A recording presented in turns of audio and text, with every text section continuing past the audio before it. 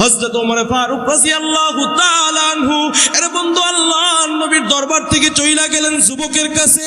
ডাক দেয়া কয়, যুবক রে, আমি নবীর দরবারে চইলা গেছি। নবীর দরবারে যাওয়ার পর নবীকে বলছি, তোমার কথা বলছি। বিশ্ব নবী মুহাম্মদুর রাসূলুল্লাহ সাল্লাল্লাহু আলাইহি ওয়াসাল্লাম নবীর দরবারে তোমাকে যাইতে বলছে। এ যুবক রে, আমার নবীর দরবারে তুমি চইলা যাও।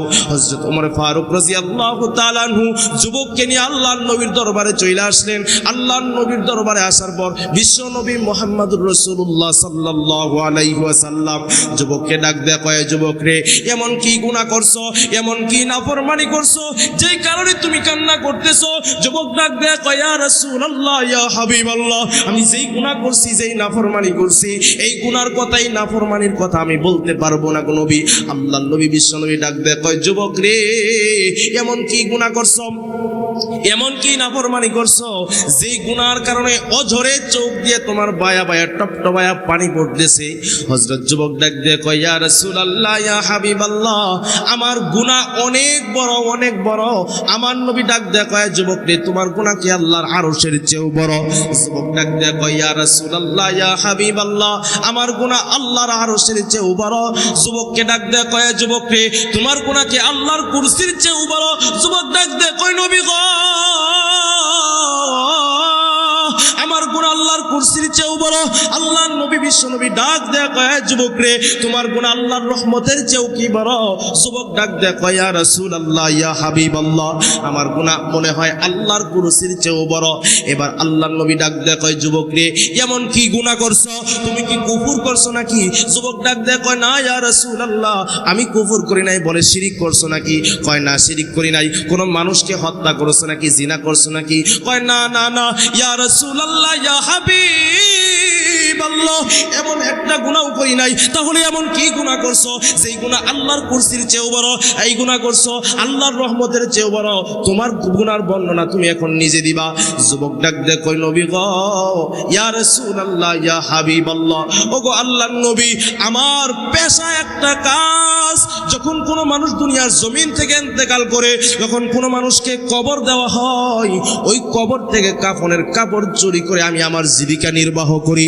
বিশ্বনবী মুহাম্মদুর রাসূলুল্লাহ সাল্লাল্লাহু আলাইহি ওয়াসাল্লাম যুবককে ডাক দেয়া কয়, যুবক রে, এটা তো তেমন কোনো বড় গুনাহ না। আল্লাহর নবী বিশ্বনবী মুহাম্মদুর রাসূলুল্লাহ সাল্লাল্লাহু আলাইহি ওয়াসাল্লামকে যুবক ডাক দেয়া কয়, ইয়া রাসূলুল্লাহ, ইয়া হাবিবাল্লাহ, এর চেয়েও বড় গুনাহ করছি। বলে, কি গুনাহ করছো? নবীজিকে ডাক দেয়া কয়, ইয়া রাসূলুল্লাহ, ইয়া হাবিবাল্লাহ, গত কয়েকদিন পূর্বে, কয়েকদিন আগে আমাদের এলাকার মধ্যে একটা যুবতী কন্যা দুনিয়ার জমিন ছেড়ে অন্ধকার কবরে চইলা গেছে। ইয়া রাসূলুল্লাহ, ইয়া হাবিবাল্লাহ, ওগো আল্লাহর নবী, যখন যুবতী কন্যাকে কবর দেওয়া হয়, দাফন করা হয়, আমি যখন দেখলাম কোনো মানুষ চেতন নাই, রাত্রির অন্ধকারে যখন সমস্ত মানুষগুলি ঘুমায়া পড়ছে, যখন দেখলাম সমস্ত মানুষগুলি ঘুমের ঘরে, এই সুযোগে সৎ ব্যবহার করে, আমি এই সুযোগে অসৎ ব্যবহার করে আমি কবরের মধ্যে চইলা গেলাম। ইয়া রাসূলুল্লাহ, ইয়া হাবিবাল্লাহ, আমি এক এক করে কবরের মাটিগুলো উঠাইলাম, খুঁজলাম, খনন করলাম। এরপরে আমি যুবতী নারীর গায়ে থেকে কাপনের কাপড়গুলি খুলে ফেললাম। এরপরে যখন কাপনের কাপড়গুলি খোলার পর যখন আমি চলে আসব, আমার অন্তরের মধ্যে শয়তান একটা ধোঁকা দেওয়া শুরু করলো। এ যুবক রে, তুই এমন একটা নারীর গায়ে থেকে তুই কাপনের কাপড়গুলি খুললি, ওই নারীর চেহারার দিকে একবার তাকাইয়া দেখ, দেখ কি রূপসী, কি কন্যা একটা নারী, একবার তাকাইয়া দেখ, জীবনে কোনোদিন এত সুন্দর নারী আর খুঁজে পাইবি না। যুবক ডাক দে কয়, ইয়া রাসূলুল্লাহ, ইয়া হাবিবাল্লাহ, শয়তান আমার অন্তরের মধ্যে এমন একটা ধোঁকা দিল, ওগো নবী গো, শয়তানের ধোঁকায় পরে আমি যখন যুবতী নারী কন্যার দিকে যখন আমি তাকাইলাম, আমার অন্তরের মধ্যে এমন একটা কৌতূহল জাগ্রত হয়ে গেল, জিনা করার মতো কৌতূহল জাগ্রত হয়ে গেল। ইয়া রাসূলুল্লাহ, ইয়া হাবিবাল্লাহ, এক পর্যায়ে আমি জিনার মধ্যে লিপ্ত হয়ে গেলাম।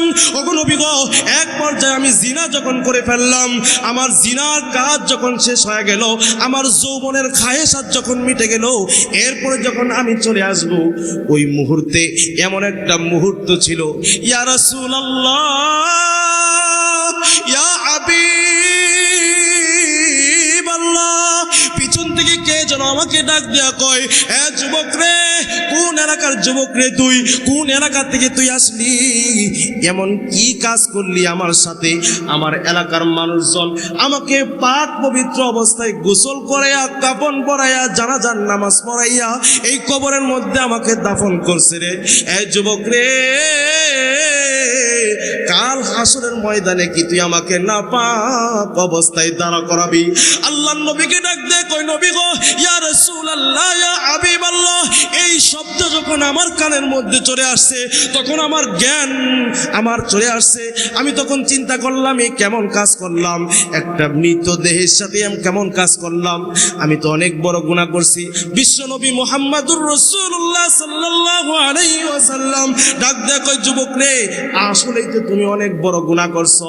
যুবক এবার আমার নবীর দরবার থেকে দৌড়াইয়া চইলা আইসা এমন একটা পাহাড়ের মধ্যে উঠা গেছে, যেই পাহাড়ের মধ্যে উঠা, এরে বন্ধু, আল্লাহর নবীর থেকে দূরে চইলা আইসা এমন একটা উঁচা পাহাড়ের মধ্যে চইলা আসছে। পাহাড়ের মধ্যে চইলা আসা আল্লাহর কাছে দুইটা হাত তুইলা দিছে, ডাক দেয়া কয়, ওগো আল্লাহ,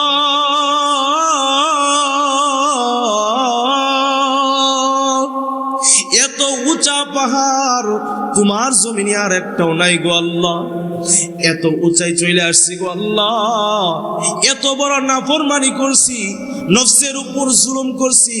আল্লাহুম্মা ইন্নী যালামতু নাফসি যুলমান কাসীরা ওয়া লা ইয়াগফিরুয যুনুবা। যুবকটা আমার মালিকের দরবারে হাত তুইলা কান্নাকাটি করতে করতে, এর বন্ধু, একদিন যায়, 2 দিন যায়, 40 দিন পর্যন্ত যুবকটা পাহাড়ের মধ্যে উঠা আল্লাহর কাছে কান্নাকাটি করতে করতে এক পর্যায়ে চোখ দিয়া রক্ত প্রবাহিত হয়ে গেছে। এর বন্ধু, রব্বুল আলামিন সেই যুবকের দোয়া আমার আল্লাহ কবুল কইরা নিছে, সুবহানাল্লাহ।